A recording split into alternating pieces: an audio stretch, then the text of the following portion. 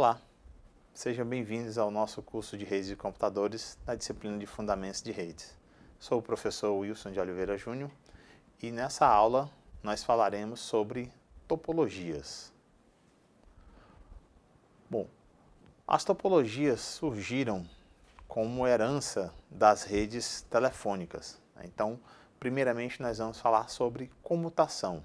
Então, o que é a comutação? A comutação surgiu com a experiência da telefonia, que historicamente ocorreu bem antes das redes de computadores. Por isso, essas redes atuais, as redes de computadores, herdaram várias características provenientes das redes telefônicas. Então, quando nós precisamos interligar pontos de comunicação em uma rede, nós poderíamos, de uma maneira mais simples, interligar todos os pontos uns com os outros, o que nos daria uma rede totalmente integrada. Porém, imagine uma rede telefônica em que cada ligação entre dois pontos seja através de cabos. Ou seja, você tem dois pontos que precisam ser interligados e você precisa de um cabo para ligar um ponto a outro. E se você tiver mais um ponto, você precisará de pelo menos mais dois cabos para ligar aos outros dois pontos. Então, nesse caso, você teria que usar uma fórmula n vezes n menos 1 para interligar cada um dos pontos com os demais. Imagine que você tem um número muito grande de pontos a serem interligados. Com certeza isso seria inviável física e economicamente. Por quê? Porque a rede cresceria exponencialmente de acordo com a quantidade de pontos a serem colocados nessa rede. Então, quanto mais pontos a serem colocados nessa rede, mais cabos você teria que ter para interligar cada ponto novo aos demais pontos já existentes. Então, para que esse problema fosse resolvido, foram criadas as centrais telefônicas. Então, atualmente o que acontece? Cada bairro da nossa cidade tem uma central dessa que interliga todos os telefones fixos desse bairro a essa central. Dessa maneira, eu preciso de apenas um único cabo que leve a comunicação de um ponto até essa central telefônica do meu bairro.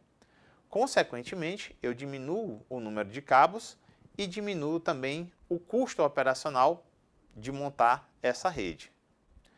Então, com o crescimento da rede, foi verificado que se precisava criar centrais que se interligassem a outras centrais.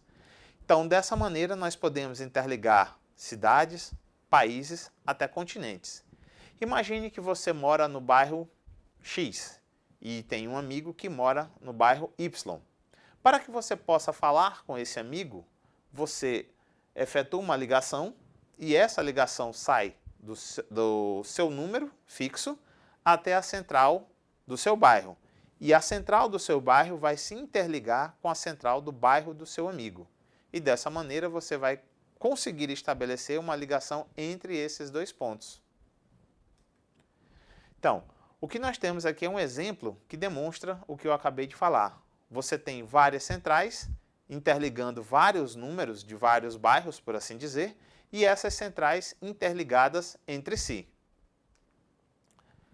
Então, para que seja possível se fazer a comunicação entre essas centrais, é necessário que se faça uma comutação. O que é uma comutação? É o estabelecimento de um caminho entre um ponto e outro através das centrais. Então, o primeiro tipo de comutação que nós temos é a comutação de circuitos. Então, essa comutação ela funciona utilizando um caminho dedicado entre os dois pontos de comunicação. O grande problema dessa comutação, desse tipo de comutação, é que o sistema estabelece um caminho físico dedicado entre esses dois pontos e esse caminho não mais pode ser utilizado por nenhum outro ponto de comunicação no instante em que há a comunicação entre esses dois pontos. Ou seja, esse caminho é dedicado. Então, quando eu tenho, por exemplo, a central 1 se comunicando com a central 3, é criado um caminho físico dedicado entre a central 1, passando pela central 2, chegando até a central 3. Nesse caso, como eu acabei de falar, nenhum outro ponto de comunicação poderá utilizar este canal físico, o que de certa forma é um desperdício, quando você poderia, por exemplo, alternar a comunicação entre esses pontos. Então, para a comutação de circuitos, nós temos vantagens e desvantagens, como todos os tipos de comutação. As vantagens: garantia de recurso, disputa pelo acesso somente na fase de conexão, não há processamento nos nós intermediários e controle nas extremidades. E as desvantagens: desperdício de banda durante períodos de silêncio, problema para a transmissão de dados, não é possível se fazer correção de erros e a probabilidade de bloqueio, os circuitos ocupados em um determinado instante. O outro tipo de comutação que nós temos é a comutação de mensagens. Então, neste tipo de comutação, o dado enviado pelas máquinas é transmitido em seu tamanho original sem nenhuma segmentação. Podemos já imaginar que isso não seria interessante para ser utilizado em redes de computadores atualmente. Por quê? Nós temos um grande volume de dados e esses volumes de dados teriam que ser transmitidos em seu tamanho original sem nenhuma segmentação. Ou seja, enquanto a mensagem está sendo transmitida, todo o canal de comunicação permanece ocupado e as mensagens só seguem para o nó seguinte após terem sido integralmente recebidas no nó anterior. Na prática, este tipo de comutação é o menos viável para a transmissão de dados. Então, aqui nós temos um exemplo.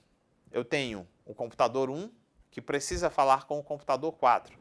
Então, essa mensagem é transmitida por este caminho dedicado e ela é transmitida na sua totalidade. Se você tiver uma mensagem muito grande, ela vai ocupar todo o canal de comunicação, toda a banda passante, e não será possível se fazer a segmentação dessa mensagem. Ou seja, tudo vai ficar ocupado, não se poderá fazer a flexibilização desse canal de comunicação. As vantagens é que há um maior aproveitamento das linhas de comunicação e o uso otimizado do meio. E a principal desvantagem é o aumento do tempo de transferência das mensagens. E temos a comutação de pacotes. Então, na comutação de pacotes, não há estabelecimento de nenhum caminho físico dedicado entre o emissor e o receptor, e caso a mensagem enviada exceda um tamanho determinado, ela irá sofrer uma fragmentação denominada de pacotes. Ou seja, se a mensagem for muito grande, ela será dividida em pequenos pedaços chamados de pacotes e que serão transmitidos pela rede de maneira a otimizar o canal de comunicação. Na prática, ela é muito utilizada em redes de computadores a nível físico, principalmente quando o canal físico é único e compartilhado. Assim, se as mensagens não forem fragmentadas, um par de dispositivos, não somente de computadores, poderia monopolizar totalmente o meio físico ao transferir uma mensagem muito longa. Nesse tipo de comutação, os pacotes são comutados individualmente e enviados de nó para nó entre a origem e o destino. Os pacotes pertencentes à mesma mensagem podem seguir caminhos diferentes até chegar ao destino, como acontece na internet. Nem sempre o pacote de ordem 1 vai chegar no destino como sendo o primeiro pacote. Por quê? Ele pode percorrer um caminho diferente dentro da internet ou dentro da rede.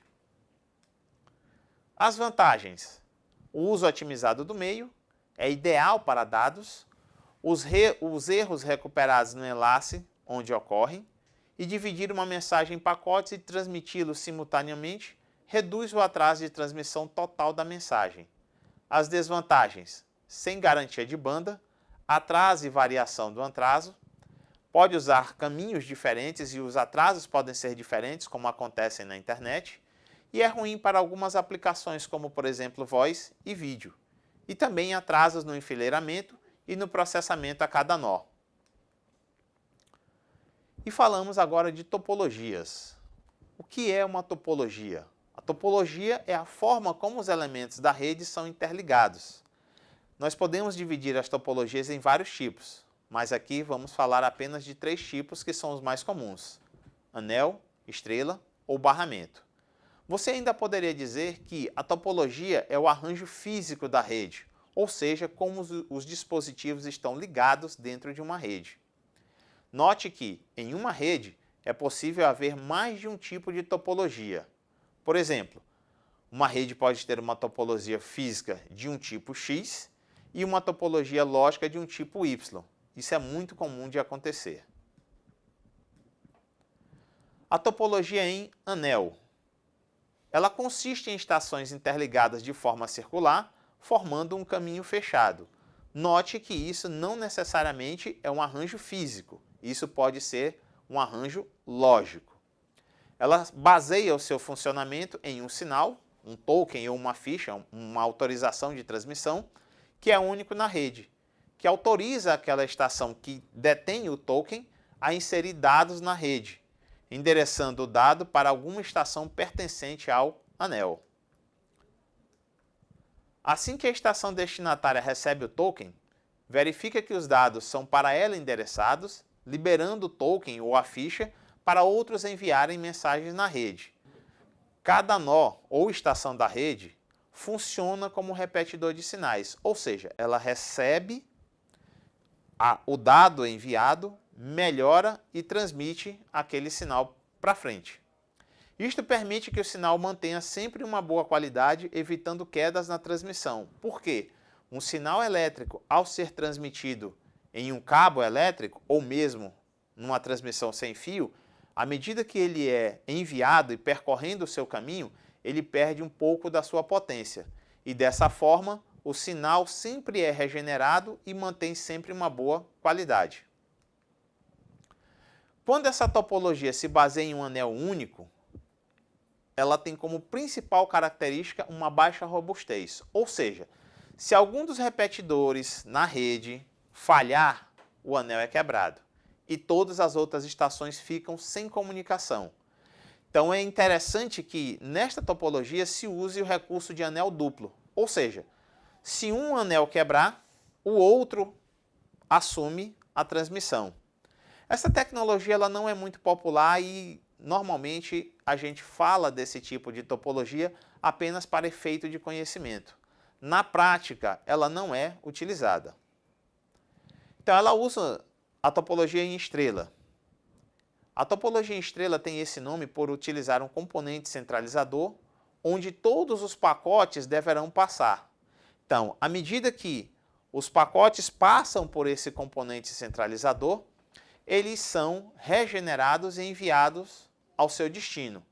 Então, esse componente central pode funcionar como gerente de comunicação, já que todos os pacotes devem passar por ele, podendo assim trabalhar como repetidor de dados, ou seja, toda vez que os pacotes que passam por ali são regenerados e seguem o seu caminho.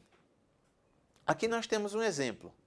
Esse dispositivo central é o que nós chamamos de concentrador de rede, que pode receber vários nomes, por exemplo, hub, switch, switch hub. Então, ele tem como função interligar as máquinas da rede através de cabos e todos os dados que saem dessas estações passam por ele e seguem o seu caminho. Ela é bem parecida com a topologia em barra. Porém, com a topologia em estrela, é possível realizar mais de uma comunicação simultaneamente. A topologia em estrela aumenta a confiabilidade da rede se compararmos com a topologia em anel, desde que o problema ocorra apenas em um dos dispositivos. Ou seja, se um dos computadores falhar, a rede continua funcionando, diferentemente da topologia em anel.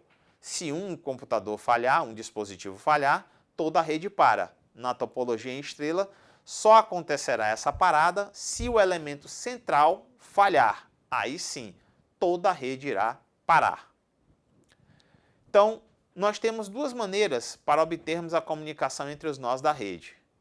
Atuando como uma ponte de interligação entre os vários computadores na rede e através do controlador que pode criar uma ligação por chaveamento de circuitos ou chaveamento de pacotes.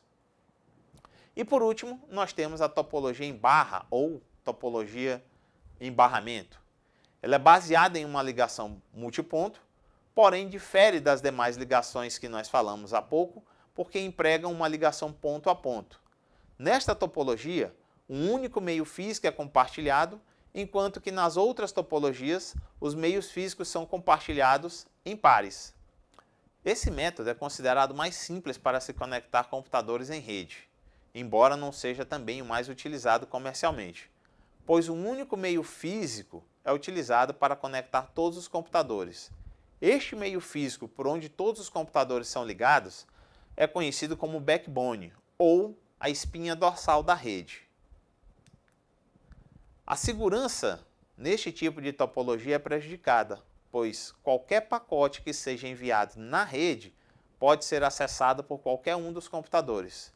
Então, dessa forma, uma estação poderia capturar pacotes que não lhe são endereçados. O invasor poderia usar um software, um sniffer, por exemplo, para capturar dados da rede, mas para isso ele teria que estar ligado fisicamente à rede em questão. Essas questões de segurança serão discutidas em outras disciplinas. Ao fazermos a análise de uma rede, podemos classificá-la em duas topologias diferentes, dependendo do tipo do ponto de vista. Por exemplo, a topologia mais utilizada para a disposição física dos computadores e o elemento concentrador de uma rede é a estrela, por possibilitar um gerenciamento centralizado e robustez na rede. Porém, quando verificamos como os computadores são interligados internamente através do concentrador, verificamos que se trata de uma topologia em barramento, ou seja, uma rede com a topologia em estrela, ela tem uma topologia física estrela e uma topologia lógica em barramento. Por quê? Aquele barramento que era físico foi transformado em lógico e colocado no elemento centralizador da rede. E até a próxima, pessoal. Bons estudos!